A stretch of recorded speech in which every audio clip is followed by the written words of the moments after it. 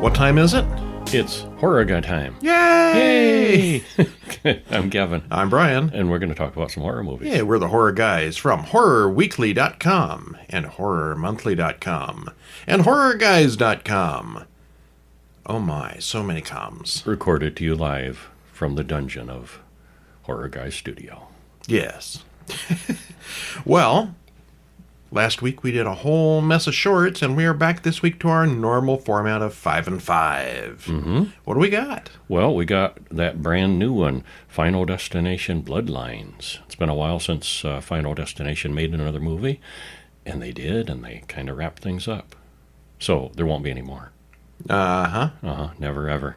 Uh-huh. Yeah. Yeah. We also got 2015's Green Room, 2014's A Girl Walks Home Alone at Night, and 1997, wow, that's going back, I Know What You Did Last Summer. We'd never seen that officially. Not officially. I saw it when it came out, I think. Yeah, so did I. Or soon after on maybe a rental. I don't think I've seen it since. And 1974's Godzilla versus Mechagodzilla.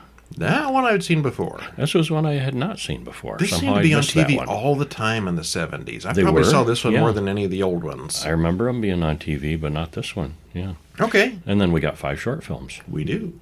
5 short films. This time, you can watch all the short films on YouTube, so Yep. you can watch along with us. We're not just teasing you.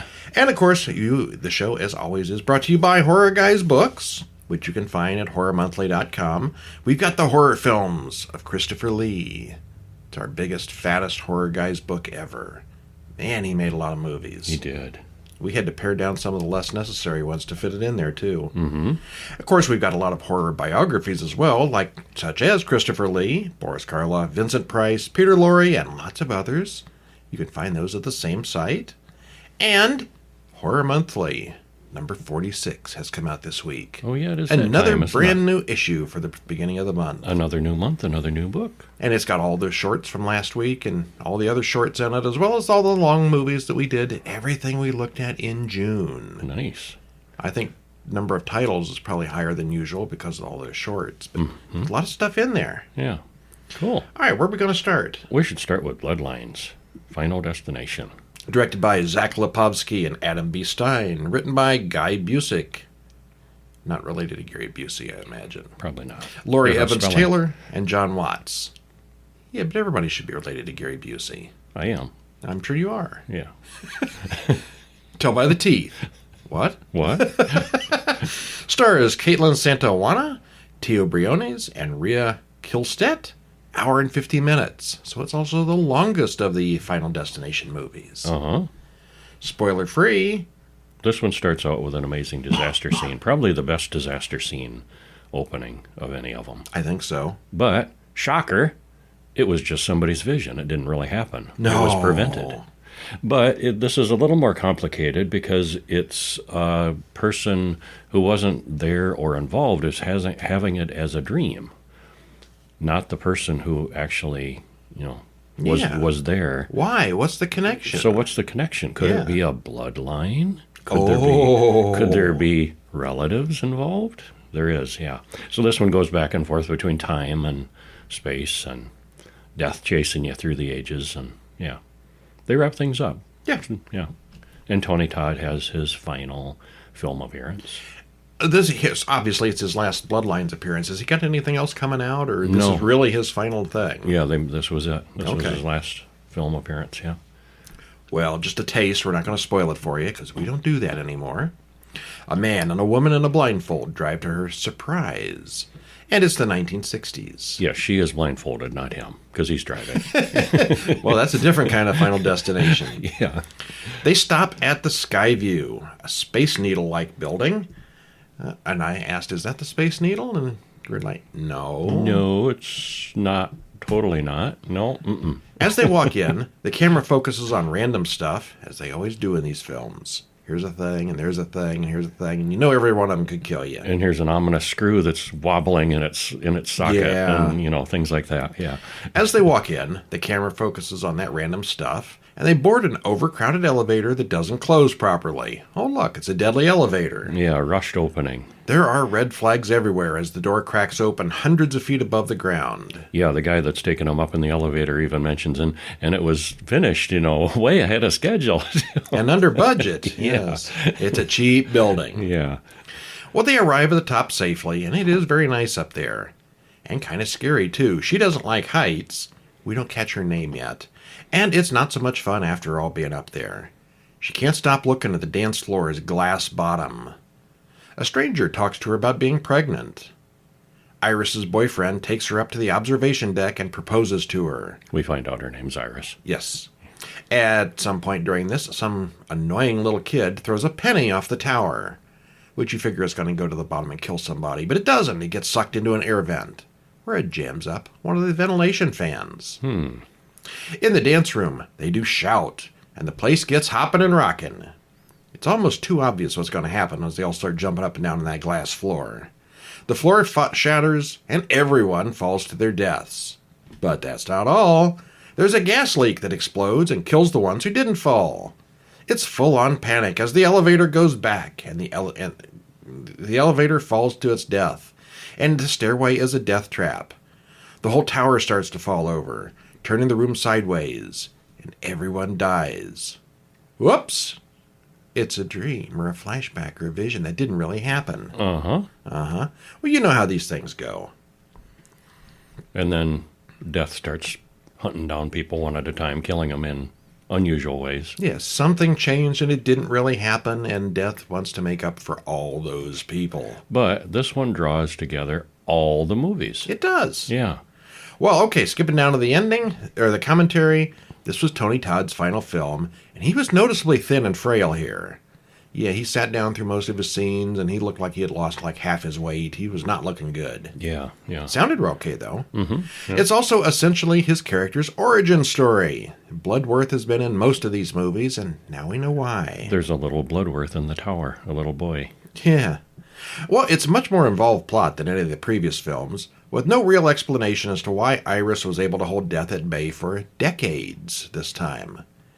When we catch up to Iris later on, she's living in a cabin out in the woods, and it is surrounded by death traps, where she's been able to hold death at bay, which makes no real sense if you think about it, but okay. Because if death was determined, the way these things work. Yeah. Yeah.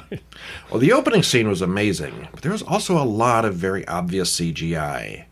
The rest of the film seemed a little tamer than the previous films, but maybe that's just because we've seen all the other films so recently. We just watched them all within the last month or so. It was good. Yeah, it was very good. Yeah.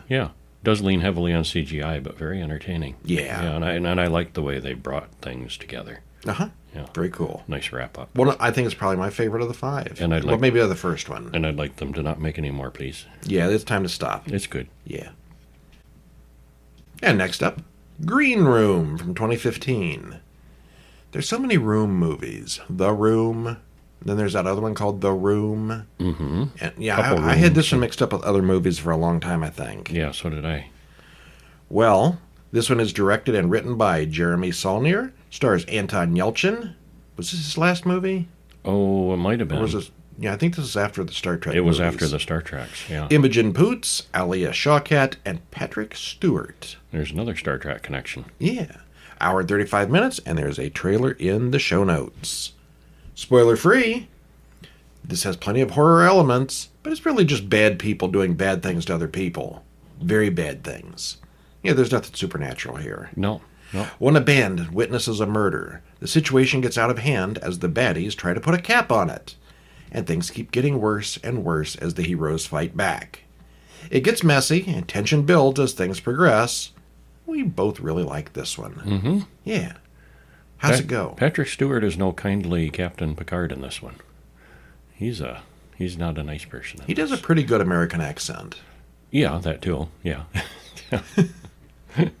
Well, Pat, Sam, Reese, and Tiger wake up in a cornfield where they ran off the road last night. They're out of gas, and they have to ride a bike to civilization, where they siphon gas from some stranger's car. Must be the 70s. Yeah, and they're soon back on the road and arrive at Tad's house, where they crash for a while. Tad interviews the band. They're not on social media and are hard to find. Okay, it's not the 70s. No. During the conversation, it comes up that Tad doesn't have any serious work for them, so they end up playing at what's basically a diner. Yeah, he said he had a place lined up for them. They'd come make a big hit at the club, and they could play in front of the crowd, and yeah, that didn't work out. They make $6.87 each for their evening work. That's like being a horror review blogger. Yeah.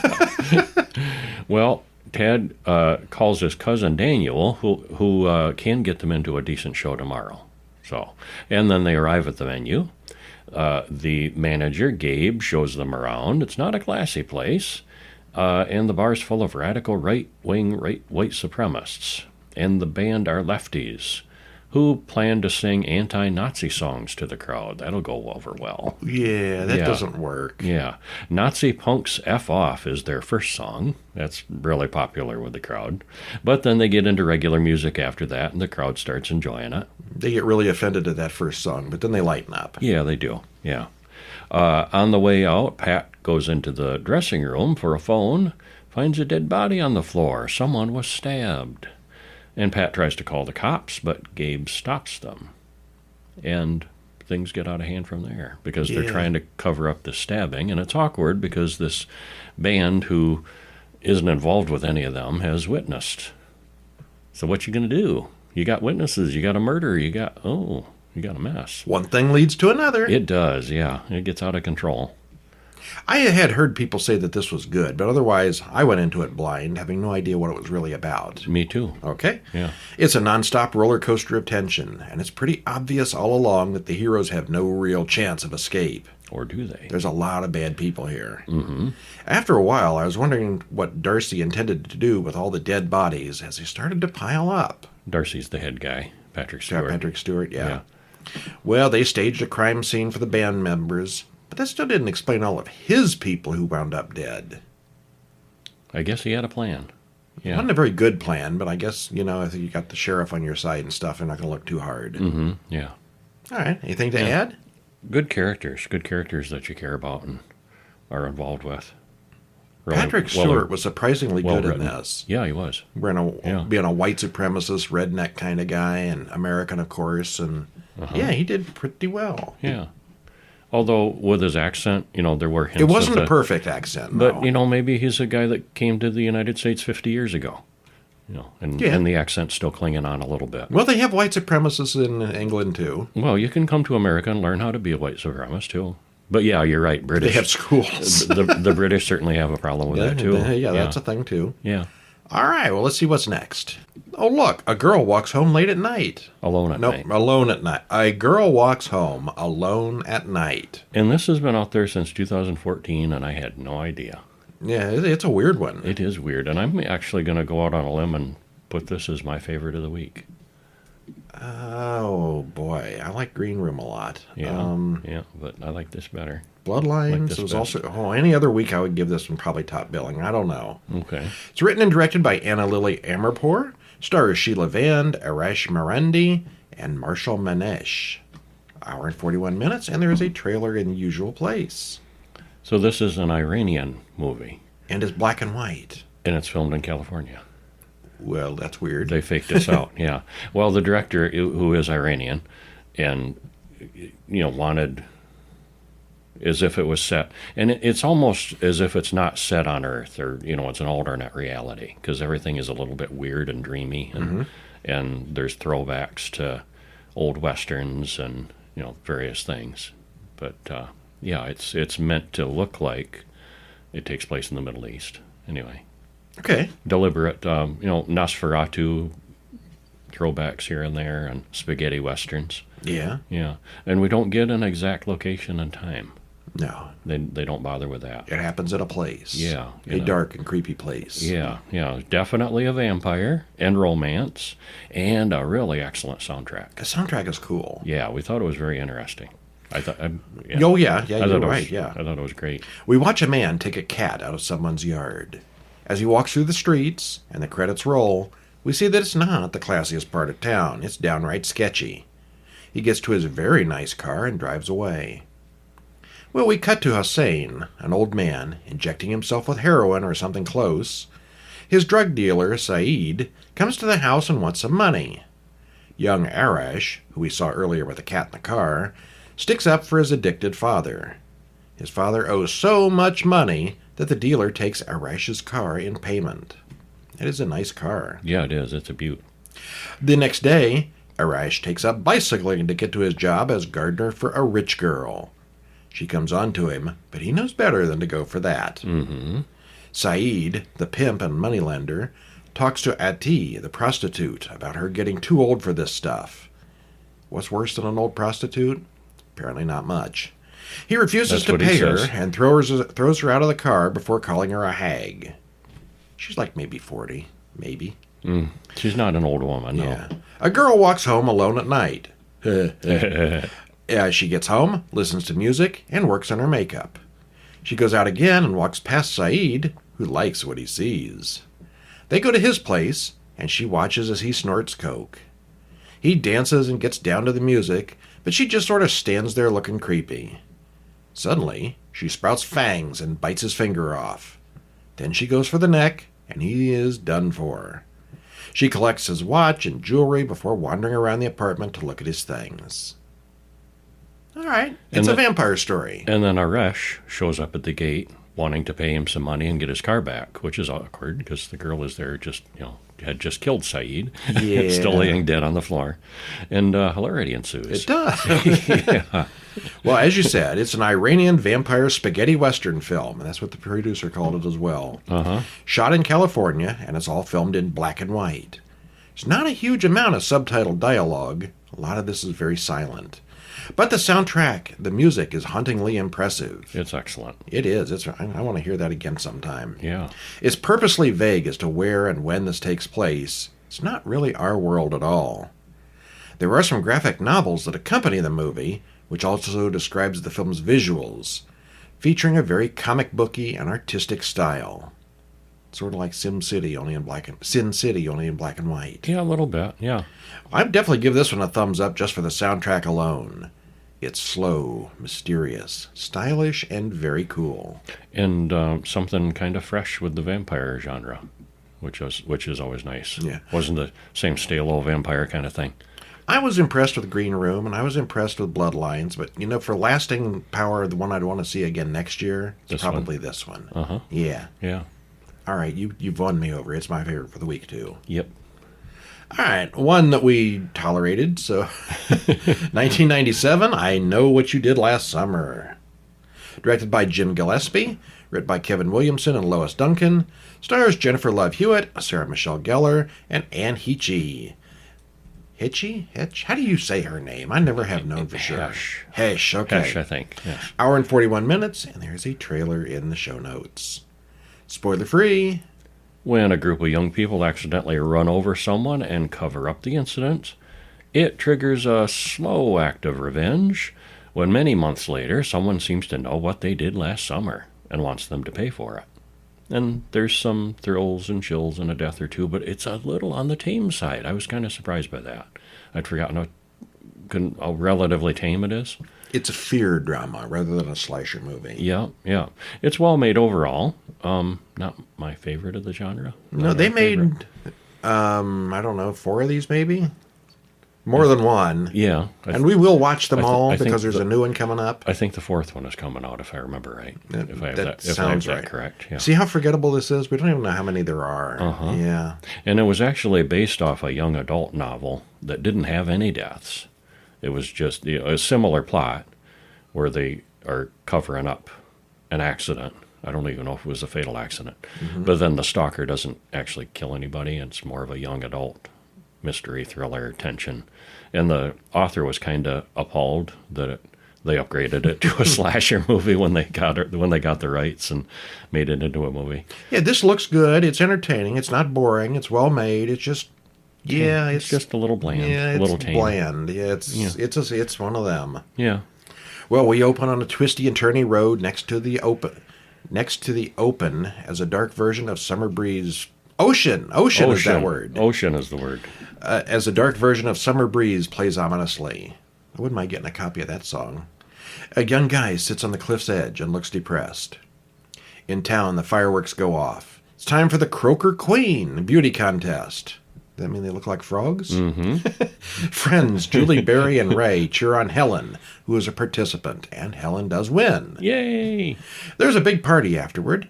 Max hits on Julie. Helen's older sister Elsa is mean. Barry is a party animal. We get to know these characters. Yeah, the four friends leave the party and go to the beach, where they tell horror stories about a man with a hook for a hand. Yeah, you know that story. Urban legend. And they all have different versions of the story. Afterwards, much sex has had. On the way home, it's clear that Barry's had way too much to drink, and he causes all kinds of distractions until the car, being driven by Ray, who is sober, hits something on the road. Julie finds a boot on the street, so they quickly learn that they did not hit a deer. Ray checks the man's pulse. Yep, he's dead. Uh-oh. The four all argue about what to do. Ray was driving, but he wasn't drinking, but no one's going to believe that when a bunch of booze gets spilled in the car. Barry suggests dumping him off the cliff into the ocean. Julie's against the idea, but the other three convince her. Before they can do anything, Max drives up in his truck. Julie tells him that Barry is drunk and puking on the side of the road. When Max leaves, the others carry the man's body to the dock. Turns out he's not completely dead. The man grabs Helen's tiara as he sinks, and Barry dives into the water to retrieve it. We're going home now, and we're never, ever going to discuss this ever again. Never, never. And we see that someone has lost their wristwatch on the scene. Well, 1 year later, Julie gets a note. I know what you did last summer. So it's slow revenge. Very slow. What are you waiting on? All right, and hilarity ensues, of course. For years, I had this mixed up with the Urban Legends series of movies. After watching one of the early scenes here where they're on the beach talking about that man with the hook, I remembered why. Mm-hmm. Yeah, the man with the hook is a big part of this movie. And the following year, 1998, is when they made the actual Urban Legends movies. The first one. So that's the reason for the confusion. Yeah, they're kind of tied together that way. Yeah, in a way, yeah. Well, in this one, we know who's going to be the victims. We just don't know why exactly. I guess in the end, it all makes sense. In my opinion, it's not an A-list series. It's all right. It's okay. It's well made. It's just kind of, like you said, a little bland. I'd give it a 6 or 7. Yeah. And it's certainly watchable.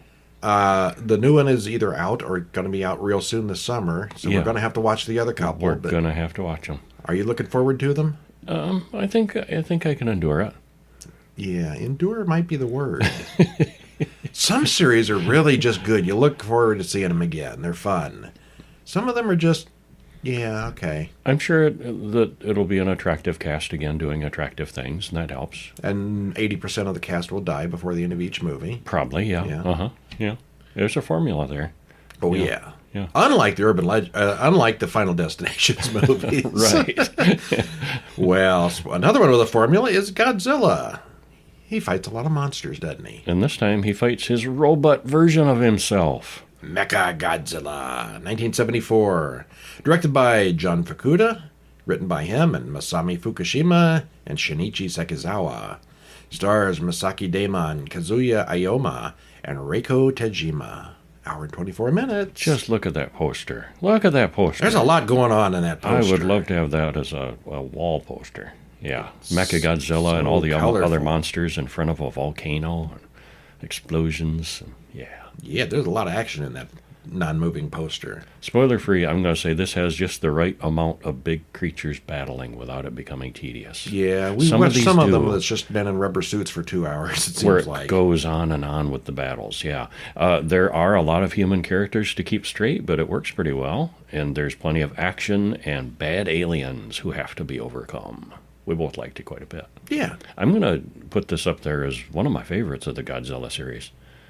I really dug this one. I mean, it's hard to differentiate because they do all kind of run. They kind of run together after a while, yeah. It is one of the better ones. But this one was very entertaining, I thought. There have been a couple of standout ones that are clearly awful. This is not clearly awful. This is one of the good ones. Yeah. Well, we open on Monster Island with Anguirus looking at bright lights in the distance.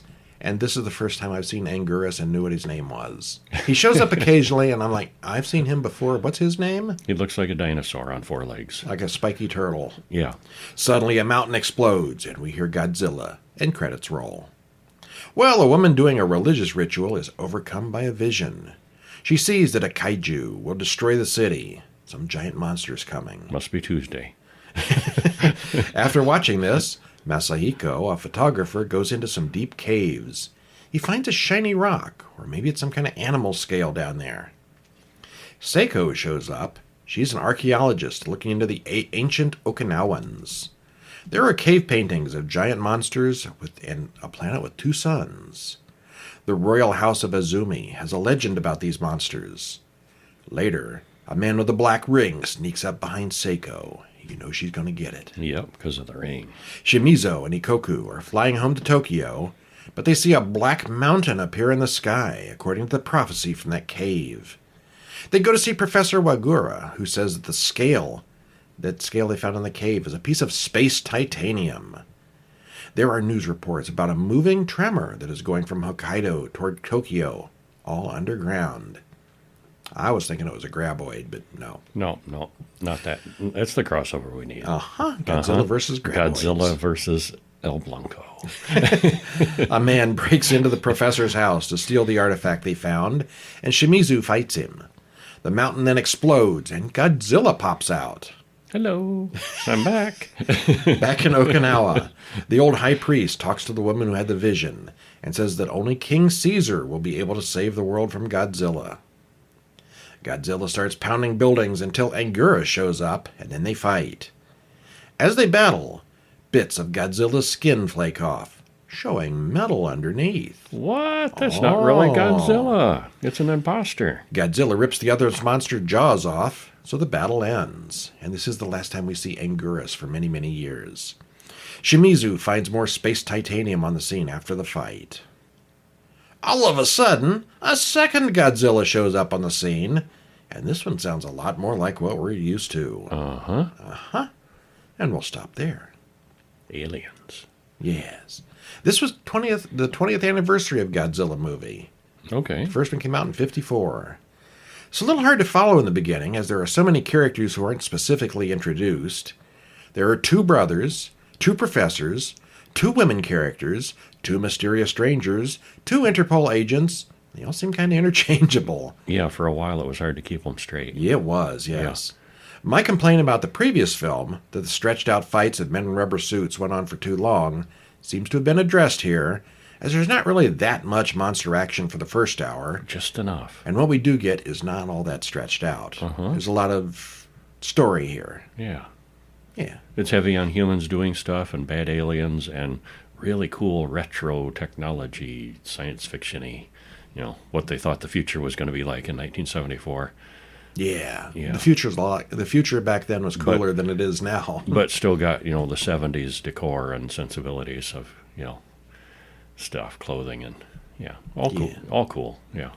And it's time for some short films. Okay. 2018's Sybil, directed by Joan Mitchell, written by Joan Mitchell and Tracy Shields, stars Tracy Shields, Seamus O'Neill, Garth Monders, and Joni Mitchell. 12 minutes, and it's on YouTube. What do we got here? I think this might be my favorite of the week of the shorts. I think maybe I agree with you. Sybil. It's awesome. Is the assistant mortician working for old Mr. Sniffles. Could that be a better name for a mortician? No, I don't think so. Mr. Sniffles the mortician. He gets worn out after working on a particularly mutilated body and tells Sybil to stay late and finishes up. On the way out the door, he also tells her to do something fun tonight. And, well, she does. She does both. Yeah. It's pretty awesome. We know what's going on at all times. It's a fun payoff at the end. It's well shot, the gore is good, and the situation is both horrifying and hilarious. The little taxidermy pets at the end are a nice touch as well. Maybe this isn't even her first time doing what the story shows. Yeah, I think this isn't her first rodeo. Yeah, it's very good, very good. Yeah, it is. Next up, we got The Worm from 2024, directed by Andy Coyle. This one is animated, and as Aaron Scott doing the voices. It's 15 minutes long, and you can watch it on YouTube. There's a link in the show. What happens? Well, in this animated short, young Sparrow is working in the garage until she hears a monster outside. Or is it outside? It might be inside. Well, soon, things escalate. She winds up in a mental institution under the care of a psychologist who becomes obsessed with her case. Just how insane is Sparrow? Or is she insane at all? And what is the worm? All right. The art style is crisp and looks good, although the movement shots are somewhat limited. A lot of it's talking over still frames. Yeah, that's all right. I liked it. You liked it? It's a cartoon. I know it's a cartoon, but the story is really cool. Really well done. Yeah. The story moves along at a nice pace and doesn't get bogged down with a lot of explanations. It's all clear what's going on, and in the end, it does all make sense. Yeah, really nice. Very nice. Nice little story. And if Kevin likes a cartoon, you know it's a good one. That is high praise indeed. It is, yes. Next up, a new one, 2025's The Envelope. Written and directed by Michael Egler, stars Leonora Hammer and Patrick Graff. This one's only 4 minutes, so it's about as shorts get. You gotta be careful what you ask for sometimes. Yeah, you do. Yeah. But this was one that super low budget and super well done. We open on a woman shuffling some tarot cards surrounded by candles. Is Alan still alive? She doesn't like what the cards show her. Emma hears something outside and then finds an envelope addressed to her slid under the door. I am here. And that's only the start of her troubles. And then she finds more envelopes. Yeah. It's very dark, and the actress's accent is pretty thick. Also, there's a time skip toward the end for no particular reason. There are some nice shots here, and it is a very small production, so I'd have to say it's pretty good considering the small number of people involved. I overall did not care for this one too much. Okay, I overall did. Thought it was good. Why did the time skip? I don't know. It just did. These things happen. I mean, she's calling up her dead brother, and he shows up apparently. I can't. Why is there a time skip? I can't say or I would spoil it. Okay, I don't know. Okay. I've seen it twice, and I still don't know. Okay. Well, let's do the laundry, huh? Yeah. We got 2019 short film called Wash. This is a creepy little one. Directed by Christopher... I think for creepiness, this one wins. Oh, yeah, definitely. Yeah. Directed by Christopher Kiggs Carlson. Written by Christopher Kiggs Carlson and Amelia Clay. Stars Amelia Clay and Ida Lundquist. 7 minutes. It's on YouTube. The camera zooms in on children's drawings of the child with a rabbit friend. Then there's a mess in the kitchen, and then we hear the screams of, Mom, stop! Then the screams stop. And we focus on Mom running the washing machine, sitting and watching it intently. And it's something heavy and clunky in it that's running. And we soon see that someone is in that washing machine. But it's not what it looks like. Yeah. Yeah. I don't enjoy doing laundry, but this is taking it to extremes, isn't it? Yeah. Yeah, it might be. It's very suspenseful and ominous and atmospheric, as well as being really well shot. We don't know what's going on here until the end, which is fun. I'm not even entirely sure that I understand it afterwards. I think I did. But here it's it's in a good way. It's chilling, yeah. Even then we don't know the real situation or what happened before. And yeah, it's very cool. Yeah. Yeah. All right, that takes us to our final one this week. It's called 2023's My Scary Indian Wedding. Okay. Yeah. It's not a big fat Greek wedding. It's a scary Indian wedding. Scary Indian wedding. Written and directed by Ramon Menon. Stars Misha Malani, Patrick Rutnam, and Alexa Gluck. 12 minutes, and it's YouTubing also. That's a cool poster. It is, yeah. Very neat. Good shot. It's the night of Vikram and Mila's wedding, and it looks like things went badly. Credits roll, and then we flash back to what happened. You know, I don't know anybody named Vikram, but that name is always going to be ruined because of Duolingo. Yeah, it is. He's one of the characters in that. Vikram, yeah. Mila explains to her friend Asha that Mangaliks are demons who unleash a curse on unmarried women born with a fault in their stars. The cursed woman will die if she doesn't find her soulmate. Asha whines that she probably has one, and Mila asks if she wants to find out. Asha uses a website to find out, and according to her stars, she does have a Manglik. Who knew there was an app for that? There's an app for everything. Yeah. I really like the way the telephone effects are done here. Yeah, it was cool. You know, when people text something on their phones and it shows up over on the side on the screen, it's done really neatly here. Mm-hmm. Yeah, We've seen it before, but it really stands out. I want to find a website that explains all these rituals.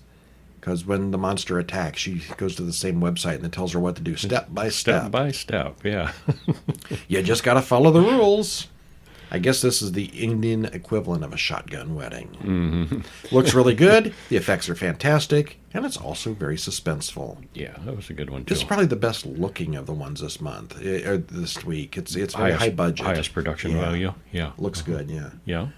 All right, so we got a bunch of winners this week for the most part. We do. There wasn't anything I disliked. All right. Yeah. And next week, I think we're going to have more of the same. I think we got a bunch of winners next week. Excellent. I like winners. It's always fun to have a real stinker that we can slam on. But sometimes we got to suffer through the good movies. Sometimes we have to say, darn it, I liked all these. Yeah. All right, well, I'm Brian. And I'm Kevin. And we'll see you next week. See ya.